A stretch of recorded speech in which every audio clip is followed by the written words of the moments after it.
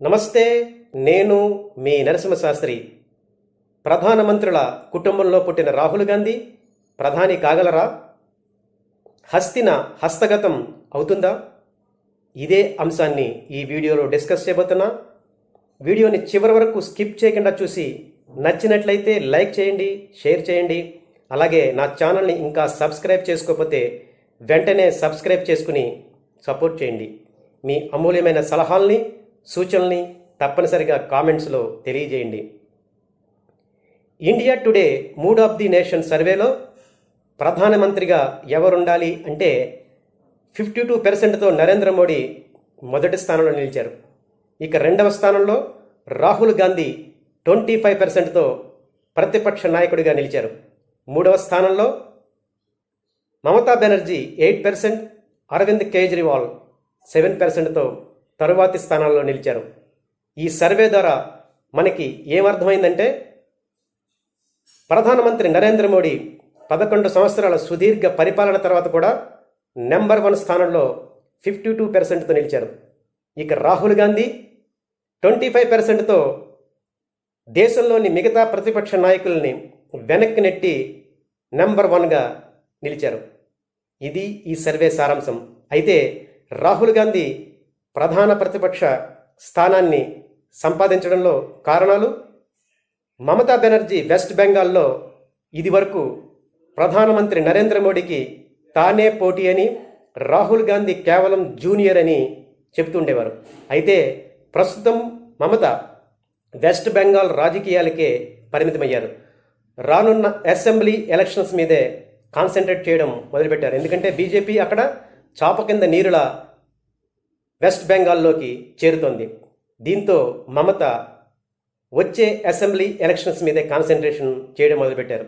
ఇక అరవింద్ కేజ్రీవాల్ లిక్కర్ కుంభకోణంలో జైలుకి వెళ్ళడం, అలాగే ఢిల్లీ, హర్యానా ఎలక్షన్స్లో ఓడిపోవడంతో అరవింద్ కేజ్రీవాల్ కూడా సైలెంట్ అయిపోయారు.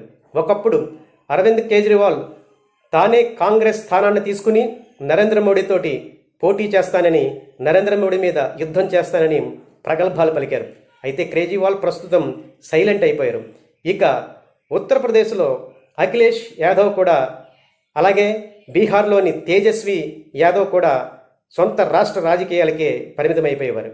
ఇక తమిళనాడులో స్టాలిన్ రానున్న అసెంబ్లీ ఎన్నికల నేపథ్యంలో విజయ్ రాజకీయాల్లోకి అరంగేట్రం చేయడంతో తమిళ రాజకీయాలనే కాన్సన్ట్రేట్ చేసి జాతీయ రాజకీయాలని ప్రస్తుతం పక్కన పెట్టేశారు. ఈ రకంగా ప్రతిపక్ష నాయకులందరూ తమ సొంత రాష్ట్ర ప్రయోజనాలకి, సొంత రాష్ట్రాల్లో ఉన్న రాజకీయాలకే పరిమితమైతే రాహుల్ గాంధీ మాత్రం ఓట్ చోరీ నినాదంతో దేశ రాజకీయాల్ని ప్రస్తుతం అధికార పార్టీని నిలదీస్తూ ప్రతిపక్షాలకి ఒక ఆయుధాన్ని అందించి ప్రతిపక్ష నాయకుల్లో నెంబర్ 1గా మారారు. అయితే దీంతో అంతా అయిపోయిందా? రాహుల్ గాంధీకి ప్రధాని అయ్యే అవకాశం సుగమం అయిందా? అయితే కాలేదనే చెప్పాలి. ఎందుచేతనంటే రాహుల్ గాంధీ ప్రతిపక్ష నాయకుడిగా ప్రూవ్ చేసుకున్నారు, కానీ ఇంకా జాతీయ నాయకుడిగా, దేశ నాయకుడిగా ఇంకా ప్రూవ్ చేసుకోలేదు. ఇది చేసుకోవాలంటే రాహుల్ గాంధీ తన వ్యూహాల్లోనూ తన స్ట్రాటజీల్లోనూ కొన్ని మార్పులు చేసుకోవాలి. అదేంటో ఇప్పుడు మనం చూద్దాం. ముఖ్యంగా Rahul Gandhi Congress party national party. ఈ రకంగా రాహుల్ గాంధీ నేషనలిస్ట్ ఐడియాల్ని ఇంప్రూవ్ చేసుకుని భారత ప్రజలకి తన జాతీయవాదన విషయాల్ని వినిపించగలగాలి. రాహుల్ ప్రస్తుతం దీంట్లో ఫెయిల్ అయ్యారు. ముఖ్యంగా ఆపరేషన్ సింధూర్ సమయంలో మన భారత సైన్యం పాకిస్తాన్ మీద దాడి చేసి పాకిస్తాన్ సైనిక స్థావరాల్ని, అలాగే ఉగ్రవాది స్థావరాల్ని ధ్వంసం చేస్తే రాహుల్ గాంధీ మన సైన్యాన్ని కీర్తించడం మానేసి యుద్ధంలో ఎన్ని రాఫెల్ విమానాలు కోల్పోయారో చెప్పాలంటూ డిమాండ్ చేశారు.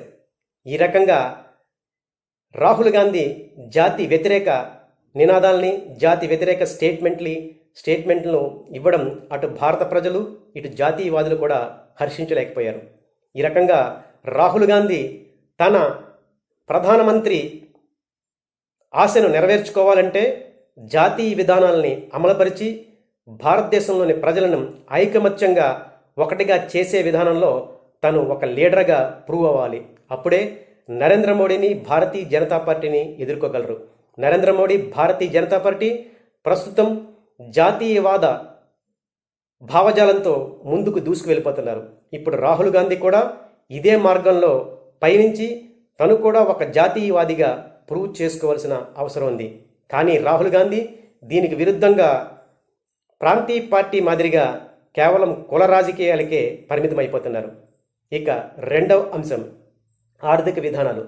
కాంగ్రెస్ పార్టీ కానీ రాహుల్ గాంధీ కానీ తమ ఆర్థిక విధానాలు ఏమిటి అనేది ప్రజలకి ఇప్పటివరకు చెప్పలేదు. ముఖ్యంగా నరేంద్ర మోడీ 2014లో ప్రధానమంత్రి క్యాండిడేట్గా ప్రకటించినప్పుడు గుజరాత్ డెవలప్మెంట్ మోడల్ని ప్రజలకు వివరంగా చెప్పారు. ప్రధానమంత్రిగా అయిన తర్వాత భారతదేశాన్ని 4వ ఆర్థిక వ్యవస్థగా ప్రపంచంలో నిలబెట్టిన తర్వాత ఇప్పుడు 2028-30 నాటికి భారతదేశాన్ని 3వ ఆర్థిక వ్యవస్థగా ప్రపంచంలో నిలబెడతాను అంటూ ప్రజలకి వాగ్దానాలు ఇస్తున్నారు. ఈ రకంగా రాహుల్ గాంధీ తన ఆర్థిక విధానాల్ని అవి ఏ రకంగా భారతీయ జనతా పార్టీ నరేంద్ర మోడీ విధానాలకి భిన్నమైనవి అని ప్రజలకి వివరించడంలో ఫెయిల్ అయ్యారు. అంటే కాంగ్రెస్ పార్టీ తన ఆర్థిక విజన్ని ప్రజలకి వివరించడంలో ఫెయిల్ అవుతోంది. ఇప్పుడు రాహుల్ గాంధీ ప్రధాని అభ్యర్థిగా ముందుకు వెళ్ళాలి అంటే కాంగ్రెస్ అలాగే తన ఆర్థిక విధానాల్ని ప్రజలకి చెప్పగలగాలి. ప్రజలు ఈ ఆర్థిక విధానాల ద్వారా ఏ రకంగా అభివృద్ధి చెందుతారు, ఏ రకంగా లాభం పొందుతారు, ఈ విధానాలు ఏ రకంగా భారతదేశంలో అన్ఎంప్లాయ్మెంట్ని తగ్గిస్తాయి, ఇలాంటి అంశాలని విషయాలని రాహుల్ గాంధీ ప్రొజెక్ట్ చేయగలగాలి. అలా ప్రొజెక్ట్ చేసినప్పుడే బీజేపీకి వ్యతిరేకంగా ముఖ్యంగా ప్రధాని అభ్యర్థిగా మిడిల్ క్లాస్లో కూడా రాహుల్ ప్రాచుర్యంలోకి వచ్చే అవకాశం ఉంది. ఇక మూడోది రాజ్యాంగ శక్తులని, రాజ్యాంగ వ్యవస్థలని రాహుల్ గాంధీ కించపరుస్తున్నారు, అవహేళన చేస్తున్నారు. ముఖ్యంగా గత కొద్ది కాలంగా రాహుల్ గాంధీ ఓట్ చోరీ అనే నినాదంతో ఎలక్షన్ కమిషన్ మీద యుద్ధం ప్రకటించారు. ఎలక్షన్ కమిషన్లో కొన్ని ఇబ్బందులు, కొన్ని సమస్యలు ఉండొచ్చు. దాన్ని పరిష్కరించడానికి ఒక ఆల్టర్నేటివ్ వ్యవస్థని రాహుల్ గాంధీ రికమెండ్ చేయడం మానేసి మొత్తం ఎలక్షన్ కమిషన్ వ్యవస్థనే భ్రష్టు పట్టిందన్నట్టుగా ప్రకటనలు చేస్తున్నారు.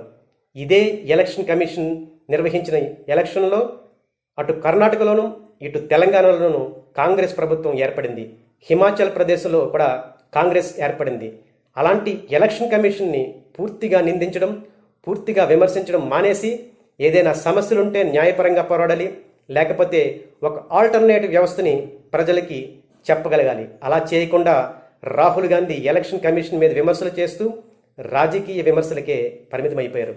ఇదే ఎలక్షన్ కమిషన్తో రేపు రాహుల్ ప్రధాని అయితే వ్యవహరించవలసి వస్తుంది. అంటే ఇలాంటి రాజ్యాంగ వ్యవస్థల గురించి రాహుల్ గాంధీకి ఒక అవగాహన ఉండి తను ప్రధాని అయితే ఆల్టర్నేటివ్గా ఎలాంటి వ్యవస్థలని రూపొందిస్తానో ప్రజలకి విడమర్చి చెప్పగలగాలి. అలా చేయకపోతే రాహుల్ గాంధీ ఒక జాతీయ నాయకుడిగా, ఒక పరిణితి చెందిన నాయకుడిగా నరేంద్ర మోడీకి పోటీగా ప్రధానిగా నిలబడలేరు. ఇలాంటి అంశాలలో రాహుల్ గాంధీ ఒక పరిణితి చెందిన రాజకీయ నాయకుడిలా మారి జాతీయ విధానాలని ప్రకటించి అలాగే ఆర్థిక విధానాలతో పాటు రాజ్యాంగ వ్యవస్థలని గౌరవిస్తూ ప్రజలలో ఒక ఆశను నిలబెట్టగలిగితే ప్రధానిగా 2029లో అవనప్పటికీ అట్లీస్ట్ 2034 సంవత్సరానికి ప్రధానిగా నిలిచే అవకాశం ఉంది.